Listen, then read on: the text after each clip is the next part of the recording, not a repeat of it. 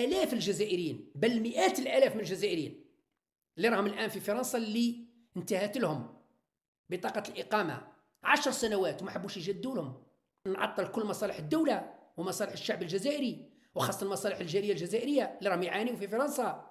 هل يعقل أن يكون هذا كلام منطقي؟ اللي راهم فيهم أعذارهم في الحبس، راهم مرميين في السجن العسكري. لا أريد العودة إلى الجزائر في الظروف الحالية في الوقت الحالي. سأختار الوقت المناسب وندخل لبلادي. طبعوهم مساكن على كروشهم وراحوا ياكلوا في الطعام واللحم، لقاو الماكله راحوا كي البهانل. استقال نتيجة هذا التقارب الجزائري الفرنسي.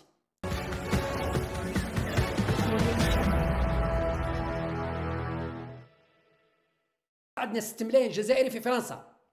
توتر العلاقات الجزائرية الفرنسية لا يخدم الجالية الجزائرية التي تعاني الآن.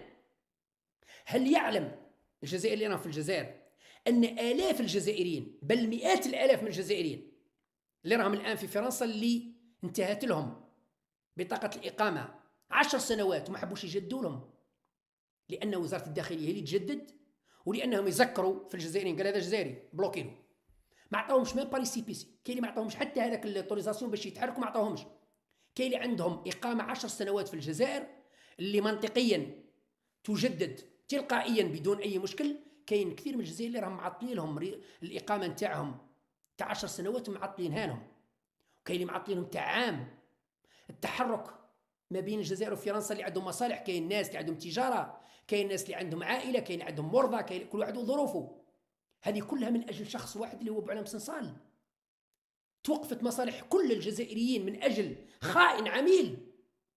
هل مراعاة المصلحة العليا للوطن تخلي واحد يتعنطر ويتعنطز ما نطلقوش هيا نحطوه له في الحبس من أجل خائن عميل؟ نعطل كل مصالح الدولة ومصالح الشعب الجزائري وخاصة المصالح الجالية الجزائرية اللي راهم يعانيوا في فرنسا. هل يعقل أن يكون هذا كلام منطقي؟ مش منطقي، مش منطقي. لأن جماعة الباديسية النوفمبرية هذو وجماعة قطع دابر فرنسا، جماعة هذه القطط المشردة، هم اللي راهم يحاولوا يضغطوا. لكن نقول لهم تقدروش تلويوا ذراع الدولة. للدولة رجال يتدخلون في الوقت المناسب عندما يشعرون أن كيان الدولة مهدد بالخطر، مثل ما تدخلوا في 92 ويتدخلون في أي وقت. رجال الدولة موجودين. رجال الدولة ما هم شخص، هم فكرة. ما همش خالد نزار شخص. خالد نزار الله يرحمه مات راح، لكن فكرة إنقاذ الجمهورية من هؤلاء الظلاميين، من هؤلاء المتطرفين، هذه فكرة قائمة لا تزول.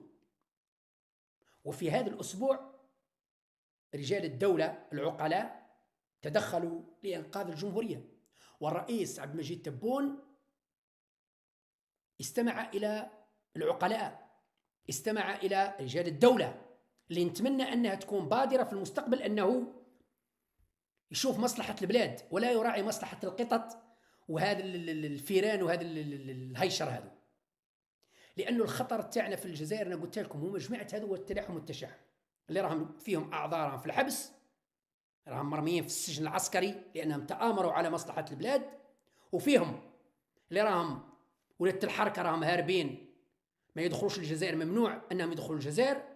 لأنه كاين حاجة باش نفكر وليد الحركة يغضيضيب على المباشر، قل له هناك فرق ما بين من يتمنى العودة إلى الجزائر ولكنه لا يستطيع، اللي هو انت يا غضيضيب وليد الحركي، وبين من لا يريد العودة في الظروف الحالية. سعيد مزديرة، أنا غدوة لو كان نحب ندخل الجزائر قسم بالله غندخل ونتحمل مسؤوليتي ومستعد نواجه كل، لأنني لم أرتكب أي جريمة. عندي القضية تاع وسيم بوعزة راه في الحبس، دار لي تهمة باطلة غيابيا تبقى موجودة طبعا في القانون. كي ندخل الجزائر نسقطها ندير معارضة وكأنه لم يكن، لأن التهم باطلة، تهم تافهة اللي دارها لي وسيم بوعزة. هذه التهمة الوحيدة اللي عندي أنا تاع وسيم بوعزة، وهو راه في السجن مرمي بتهمة الخيانة، بتهمة الخيانة. ما عنديش أنا الحمد لله، أنا صافي مع بلادي، لكنني لا أريد العودة إلى الجزائر في الظروف الحالية في الوقت الحالي. سأختار الوقت المناسب وندخل لبلادي، لكن إذا تحتمت الظروف ندخل وأنا رافع راسي، لأني ما خنتش بينما أنت وليد الحركي أصحابك راهم في السجن العسكري، لن تدخل إلى الجزائر حتى يخرجوا من السجن. كي تسمع باللي اختيتيل وقابا وجماعته خرجوا من السجن وبن الشيخ خرجوا من الحبس، ثم فكر أنك تدخل الجزائر. ونتحداك أمام الشعب الجزائري إذا كان تقدر غدوة تدخل الجزائر وتتصور لي في ساعة شهداء. إذا كنت راجل روح ادخل الجزائر، إذا كنت راجل روح ادخل الجزائر، لأنك حاب تدخل، راك تبكي حاب تدخل. ولأنه قرار الرئيس ومحادثته مع الرئيس الفرنسي ماكرون ما عجبتكش. هذو جماعة الباديسية وجماعة القطط النتنة كلهم حزنانين متألمين وحزنانين كيفاش الرئيس عبد المجيد تبون يتكلم مع ماكرون ويقول له فخامة الرئيس. نعم فخامة الرئيس، واش تعوز؟ واش تقول له؟ تقول له ماكرون صاحبك؟ هي فخامة الرئيس الفرنسي. نعم فخامة الرئيس الفرنسي. نعم رئيس يتكلم مع رئيس دولة يقول له فخامة الرئيس، مثلما ماكرون يقول فخامة الرئيس عبد المجيد تبون. إذا عبد المجيد تبون في البيان يقول فخامة الرئيس الفرنسي ماكرون. واش تحوس؟ واش تحوس ترجع الأمور تحسبوا رئيس بلدية سفيزفو هذا رئيس فرنسا؟ هذا القطط النتنة يريدون خلق أزمة ما بين الجزائر وفرنسا خدمة لأردوغان ومن معه. إذا الحمد لله أن الشرفاء الأحرار تدخلوا في الوقت المناسب لوضع حد أمام هؤلاء المتطرفين. جماعة هذا الهيشر هذا أنا قلت لكم تذكروا جماعة التلاحم والتشاحم ما يجي منهم غير الشر. وها أنا على المباشر أوجه رسالة لصناع القرار في الجزائر: احذروا من هؤلاء القطط النتنة والكلاب المشردة جماعة التلاحم والتشاحم، صيدوهم. أي واحد تلقوهم جماعة التلاحم والتشاحم في ريحة النتن، إلا المغرر بهم اللي طبعوهم مساكن على كروشهم وراحوا ياكلوا في الطعام واللحم، لقاو الماكلة راحوا كي البهانل. أما اللي راحوا عن قناعة وراحوا عن مخطط، جماعة التلاحم والتشاحم جماعة التلاحم والتشاحم كلهم يهددون الأمن القومي. يعني قلت لكم كلهم اللي عن قناعة، مش كلهم اللي حضروا، لأنه كاين الناس اللي حضروا راحوا على كروشهم أو خدعوهم طبعوهم.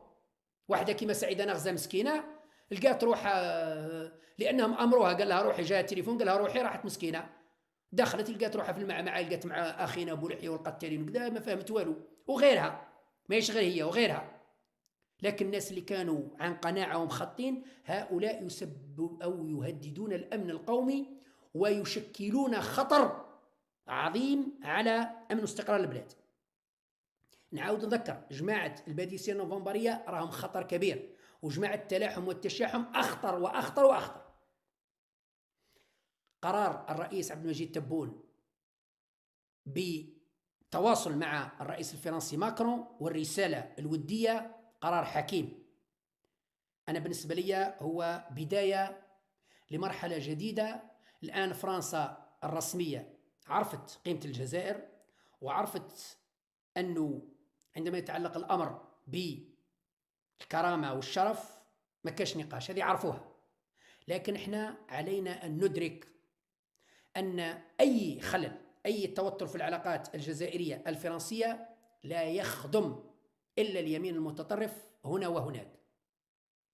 أنا نشوف أنه في المرحلة القادمة المستفيد الأكبر من هذا الشكشوك وهذا الصراع هو وزير العدل الفرنسي دارمانا، موسى دارمانا.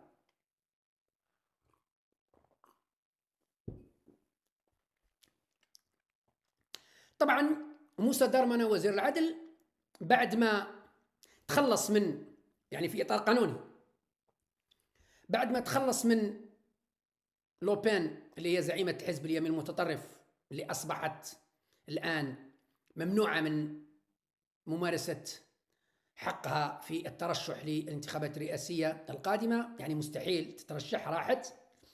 يبقى هذاك الزعيم اللي كان معاها اللي كان وزير الخارجية نفس الشيء، ماهوش ما يقدرش، وممكن في قادم الأيام نسمعوا أخبار. نفس الشيء بالنسبة لوزير الداخلية اللي كان المنافس القوي لوزير العدل دارمانا، اللي هو هذا اسمه وزير الداخلية، اذكر لي اسمه ما نعرفوش دائما نتفكر ننسى. وزير الداخلية المهم اللي راهو الآن اللي كان هو اللي كان يسير في الآلة الإعلامية والآلة السياسية والآلة الأمنية في فرنسا ضد الجزائريين ويعكر في الأجواء. بعد التواصل الفرنسي الجزائري الرسمي الرئيسين هو الخاسر الأكبر. وخسارة وزير الداخلية الذي سيستقيل عاجلا أم آجلا، لأنه إذا كان استقال في هذه الأسابيع أو استقال نتيجة هذا التقارب الجزائري الفرنسي، إذا لم يستقيل في هذه الأسابيع سيستقيل في قادم الأشهر، لأنه سيترشح لرئاسة الحزب، حزب اليمين تاعو، وبالتالي لا يستطيع أن يكون رئيس الحزب وفي نفس الوقت وزير.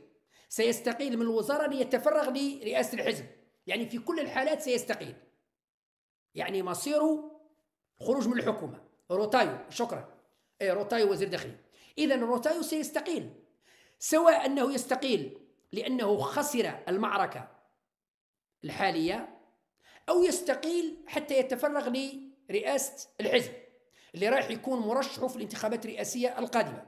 لكن أنا في اعتقادي في هذا الشكشوكة حظوظه تصبح ضعيفة جدا مقارنة بوزير العدل سي موسى دارمانا تاعنا، اللي هو تاعنا وقاشينا، اللي راح يكون المرشح القوي لخلافة ماكرون.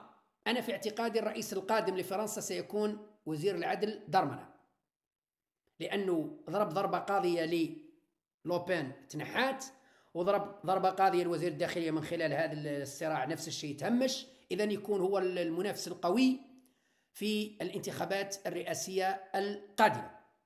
خلاصة القول أنه القيد رقد، خلاصة القول أنه القيد رقد، ومصالحنا العليا تحتم علينا، لا أقول تنازلات، بل تحتم علينا قراءة وتحليل وتأني في اتخاذ القرار، لأن القرار الذي لا يأتي بنتيجة لا يجب اتخاذه حتى وإن كان قرار صائب.